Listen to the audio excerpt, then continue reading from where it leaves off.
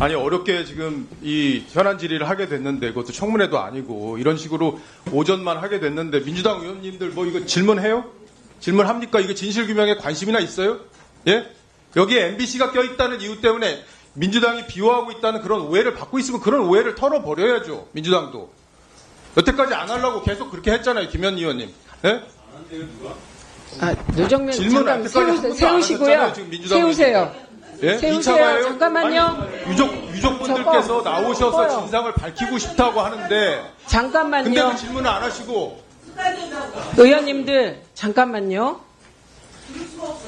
네, 의원님 잠깐만요. 지금 이거 세웠고요. 아까 세운 데서 3분 30초에서 다시 시작하겠습니다. 그러니까 충분히 드릴게요. 그런데 저는 민주당 의원님들께서 가장 걱정하시는 건 혹시 질문을 잘못해서 2차 가해 결과가 올까봐 정말 조심하고 계시는 것 같습니다.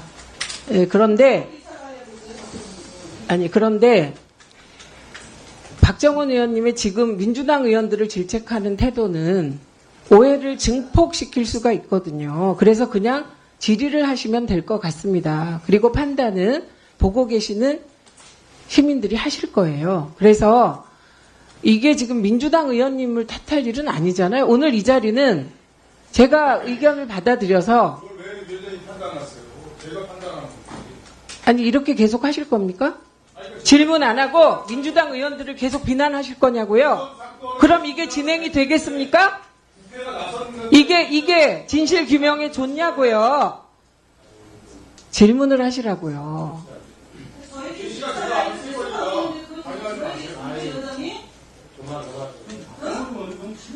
아니 제가 이상하게 하는데 저에 대해서 이상하게 하고 무슨 2차 가해요? 무슨 2차 가해? 그냥 조사해. 위원장이라고 지금 왔어요. 2차 가해라고. 2차 가해하고 무슨 2차 가해요? 내가 느끼고 있다니까요. 윤석재이신데 그만하시죠. 내가 느끼고 있다고 2차 가해로. 여태까지 위원장을 안 하려고 해놨어 지금. 정해하겠습니다.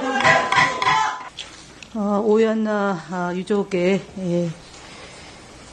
제가 가족과는 아마 3월 7일 날 만나고 오늘 이 자리에서 뵙는데 건강은 괜찮으신가요? 계속 불면증과 힘든 상황이 지속되실 거라고 보여지는데 어머님 왔다 갔다 합니다. 네. 외삼촌도 힘들다고 지난번에 저한테 말씀을 하셨는데요. 네. 사실은 박정훈 의원이 저한테 얘기한 거, 그다음에 그 직후에 언론에 보도된 거 사실 관계를 바로잡지 않고 그냥 묻어뒀습니다. 그거 하나는 좀 충분히 서로가, 왜냐하면 이 문제는 비공식적으로 우리가 해야 될 일들이 많기 때문에 제가 그런 요청을 부당한 뒤에 계신 변호사님이 페이스북에 글을 써서 저를 공격하는 내용이 있었는데도 대응하지 않고 매일신문도 대응하지 않고 그냥 있었습니다. 그런데 박정훈 의원 얘기는 사실이 아니라는 것을 기록으로 남기려고 제가 지금 말씀드렸습니다.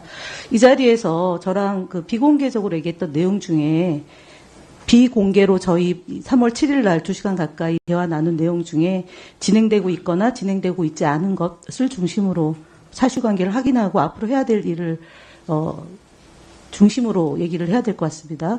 앞서 위원장님이 얘기했지만 사실은 청문회는 원하지 않았고 3월 7일까지 원하지 않았기 때문에 저희가 노동부에 조사되는 내용, 그다음 진상조사위원회 결과를 가지고 어쨌든 대화를 계속 쭉 해 나갈 생각이었었는데 어쨌든 청문회나 현안 질의든 공개적인 자리에서 가족들의 목소리가 나가는 장을 만들어 달라고 해서 오늘 이 자리가 마련된 것은 맞잖아요. 그래서 삼촌께서 그렇게 말씀을 하신 걸로 알고 있고요.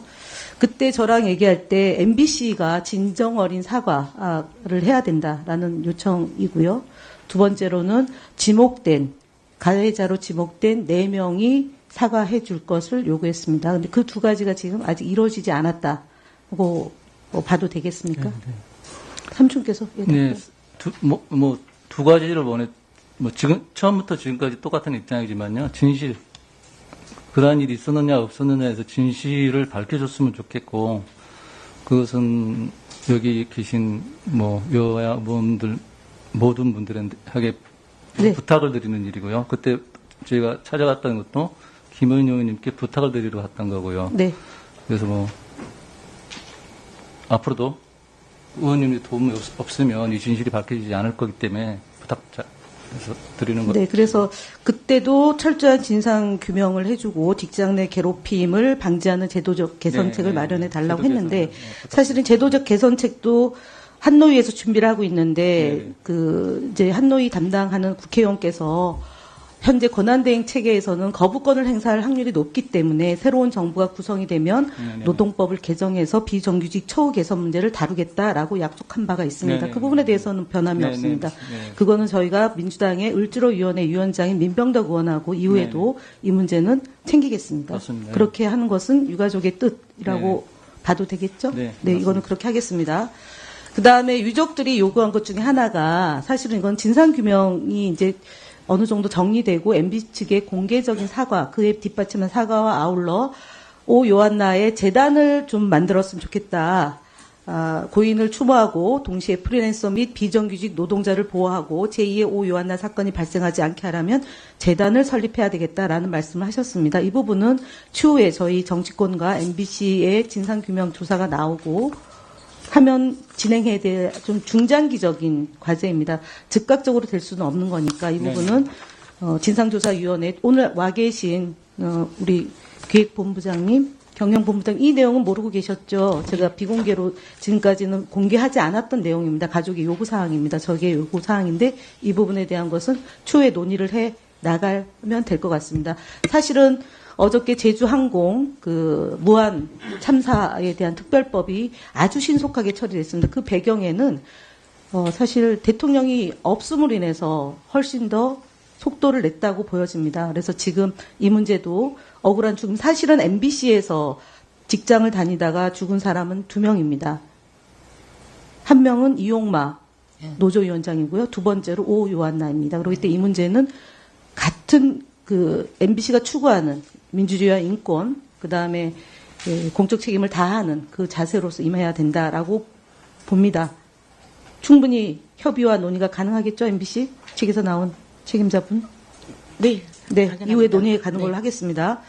그리고 정치적으로 이용하는 문제에 대해서는 더 이상 원치 않는다는 입장은 사실은 동일하다. 저랑 2월 2일 날 외삼촌하고 장시간 통화하면서 이 부분에 대해서 처음부터 끝까지 얘기했던 게 정치적으로 이용하는 것은 반대한다라는 입장을 저한테 말씀을 해주셨기 때문에 맞습니다. 제가 공개적인 자리에서 이 문제는 가급적 정쟁보다는 내실을 기해서 고인의 목숨이 정말 헛되이 되지 않게 하기 위한 말씀을 드렸던 것이고 제가 그때도 기자회견을 하던가 아니면은 당시 국정감사를 앞두고 있었을 때이기 때문에 국회에다가 직접 얘기했으면 더 좋았을 것을 언론을 통해서 하면서 되게 시간이 많이 걸렸다는 취지로 말씀드렸던 것 같습니다.